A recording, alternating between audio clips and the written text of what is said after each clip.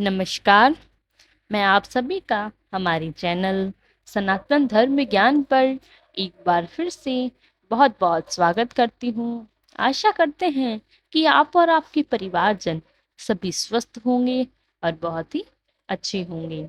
इसी कामना के साथ बढ़ते हैं आज के अद्भुत क्रमांक की ओर।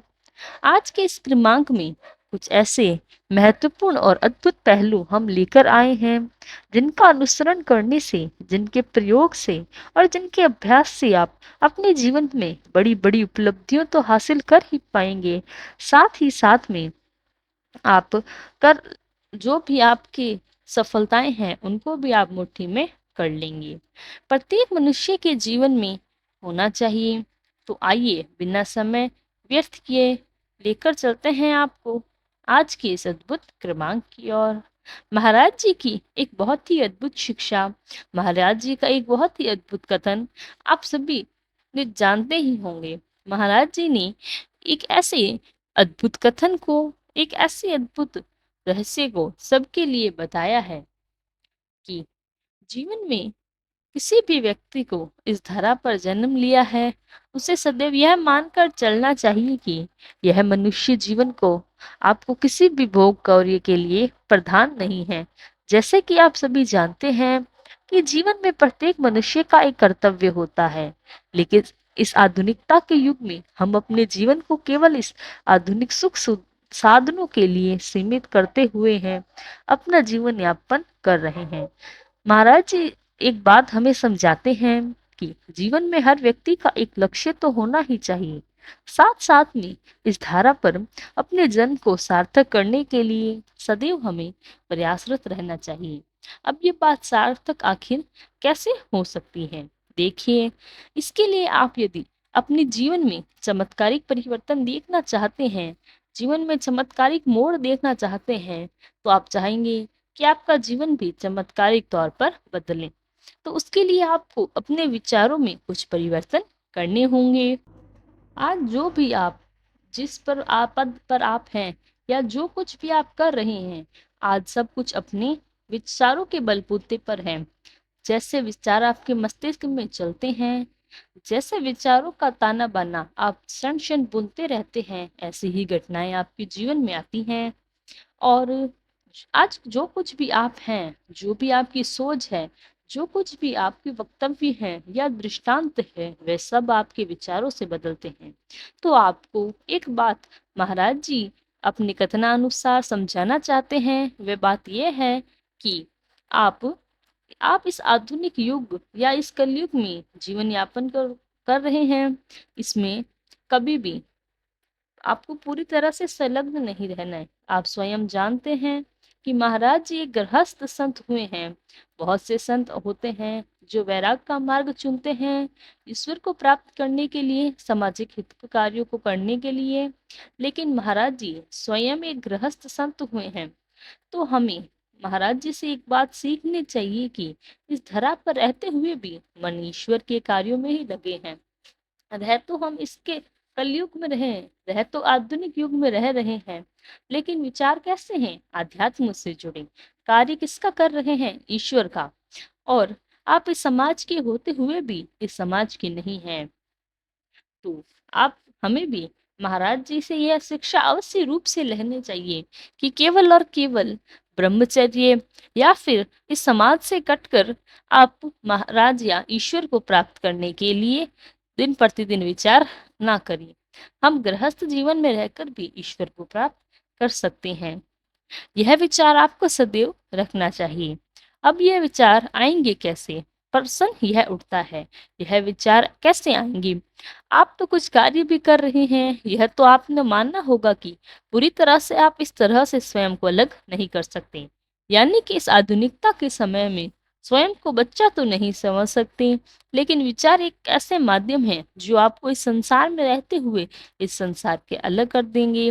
विचार कैसे होने चाहिए? ये होने चाहिए कि आज आप अपने जीवन के लिए जितनी भी चीज है, जितनी भी चीज पर्याप्त है, उसको अगर यूं कहा जाए कि तो ज्यादा अच्छा होगा कि जीवन में जितनी भी चीज पर्याप्त है, उन पर्याप्त साधनों को संग्रहित करने के साथ साथ में अन्य जो चीज आपको अत्यधिक मिलती है उसको परोपकार से लगाएं। यह जीवन को सबसे बड़ा मूल मंत्र आपको बना होगा। इसके साथ साथ में सदैव माँ में एक बात, पूरे दिन में एक बात आपको विचार अवश्य लाना है कि यही जीवन नहीं है जो आप जी रहे हैं। आप केवल और केवल इस चीज के लिए नहीं आए हैं कि कामना है, कमाना है, खर्च करना है, सुख साधन जोड़ने हैं। इसके साथ साथ में लाभ, लालच या जो अन्य प्रकार के जो कर्म है वे स्वयं कर्मों से आपको बचना होगा। और प्रतिदिन आपको एक बात अवश्य मस्तिष्क में आनी चाहिए कि आपका कार्य है स्वयं को समझाना, और स्वयं को समझाने के साथ साथ ईश्वर को जानना, अपने मकसद को समझना कि इस जीवन में ईश्वर ने आपको क्यों भेजा है। ईश्वर, क्योंकि यह हमारा कभी भी लक्ष्य नहीं होना चाहिए कि आजीवन सुख साधन ही जुड़े, लेकिन पुण्य कर्म का जो कोष है वो खाली रह जाए, क्योंकि यह सब कुछ आपके साथ नहीं जाने वाला। आपके साथ एक सी नहीं हो सकती इस जीवन से। इसीलिए केवल और केवल जाएगा तो क्या, ईश्वर का ही नाम, भक्ति, ईश्वर की ही साधना, आपके पुण्य कर्म, परोपकार और आपकी ईश्वरीय विधा, ईश्वर को जो आपकी ईश्वर के प्रति भक्ति प्रेषित है, ईश्वर को जितना भी समझने का प्रयास किया है, केवल यह आपके साथ जाना वाली चीज है। तो आप अपने साथ लेकर आएंगे, तो इसीलिए कोष मुख्य साधनों के मत भरिए। ऐसे समझ लीजिए कि केवल और केवल यह कार्य मत करें। आपको करना भी यह है कि ईश्वर के समक्ष जब आप जान को आपको यह नहीं लगे कि आपका जीवन जो है अधूरा रह गया, जीवन अधूरा रह गया। केवल उन लोगों को लगता है जो अपने साथ साथ एक ब्रह्म लेकर चल रहे थे। जीवन में केवल और केवल धन ही एकत्रित करना मनुष्य का कार्य नहीं होता है। यह कभी भी आपका लक्ष्य नहीं होना चाहिए। यह बात आज ही समझ लें तो बेहतर होगा, नहीं तो जब अंतिम समय किसी का आता है तो स्वयं इस बात को समझ जाते हैं कि मैं व्यर्थ ही अपना जीवन, अपना जो भी मन था, अपना तन था, वह व्यर्थ कर रहा था, लेकिन साथ जो जा रहा है वह तो कुछ भी नहीं है। यह दशा उस समय होने की वजह आज ही हो जाए, आपका जीवन वैसे ही सार्थक हो जाएगा। जीवन में विचारों में सटीकता आएगी, पारदर्शिता आएगी। सत्य को अपनाते हुए चल रहे हैं वे व्यक्ति जीवन में कभी भी इस मायाजाल में नहीं फंस सकते। आज सभी को जीवन में आखिर परेशानी क्या चल रही है? यही तो परेशानी है कि इस मायाजाल में इतना उलझ गए हैं कि एक देश से दूसरे दिन यह पहचान रहे हैं कि यह व्यक्ति, अनूप व्यक्ति मेरे जीवन में नहीं रहा तो मेरा जीवन तो खराब हो जाएगा, या वह व्यक्ति मेरे जीवन में नहीं आया तो मेरा जीवन नष्ट हो गया। यह सब कुछ क्या है? यह शंका है। यह शंका है जो जीवन में मत लाइए। आज जो हम सबसे बड़ी भूल कर रहे हैं, आज कमाने में क्यों हैं, आज हम दुखी क्यों हैं, हमें दुख क्यों मिल रहा है? कारण यही है कि अशक्ति ज्यादा है। जीवन में आसक्ति को त्याग मनुष्य प्रवृत्ति की बनी। सच्चा मनुष्य वही है, वह सार्थक मनुष्य है। मनुष्य मुक्ति वही है जो इस भेद को जानता है कि यह सब कुछ एक क्षण भर के लिए है। यह शरीर तो एक केवल क्षण मात्र है जो कभी भी ईश्वरीय विधाओं से समाप्त हो सकता है।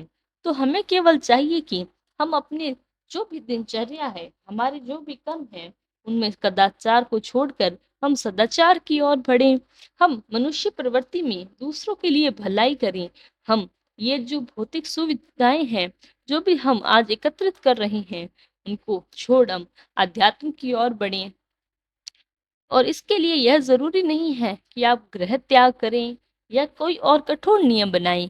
आप नाम मात्र के लिए सिर्फ और सिर्फ अपने घर में रहें, आध्यात्म जीवन को भी जी सकते हैं। आप प्रभु श्री राम नाम का सिर्फ जाप ही करें, आपके जीवन में ऐसे चमत्कार होंगे आपने कभी सोचा भी नहीं था। भगवान की आस्था सबसे बड़ी चीज है। आस्था से तो भगवान अवश्य ही आते हैं। हमें नहीं चाहिए कि कोई ऐसा कर्म किया जाए जो बहुत ही कठोर हो। हमें तो साधारण रूप से आस्था करनी है, भक्ति करनी है। तो इससे हमारे जो भी संकट है, हमारे जो भी दुख है, वह जल्दी ही समाप्त हो जाएंगे।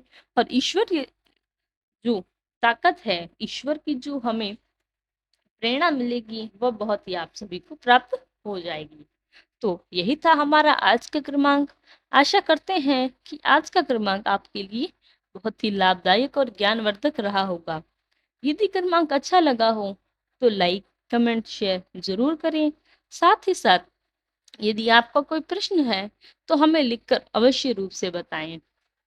हम उसके प्रतिक्रिया स्वरूप उत्तर जरूर जांचेंगे।